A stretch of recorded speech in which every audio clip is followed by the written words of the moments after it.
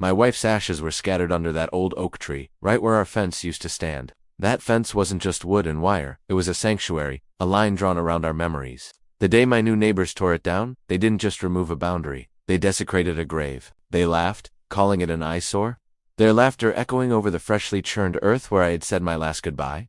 My pleas, my explanations, my grief, it all meant nothing.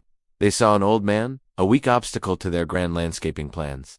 That night, sleep offered no escape. I just stared at the gaping hole where my life's story had been protected. Their arrogance had lit a fire in the coldest, most broken part of my soul. I wasn't just going to rebuild a fence, I was going to build a fortress. For the next 6 months, I became a ghost in my own home. I sold my car, cashed in my retirement savings, and poured every last penny and every waking hour into my response. I hired contractors, not to rebuild the simple wooden fence, but to erect a monument of defiance. Along the entire property line, a 12-foot-high wall of reinforced concrete and solid steel began to rise, inch by agonizing inch. My neighbors raged, they called the police, filed complaints with the city, and screamed threats over the deafening sound of construction. But I had done my homework. Every permit was legal, every blueprint approved. My wall was an ugly, brutalist scar on their perfect suburban dream, blocking their sunlight, destroying their view, and casting a permanent shadow over their pristine lawn. They had wanted a better view. I gave them a permanent eclipse. The day the final steel panel was bolted into place, silence fell. My neighbors stood in their yard, dwarfed by the monolithic structure that now defined their existence.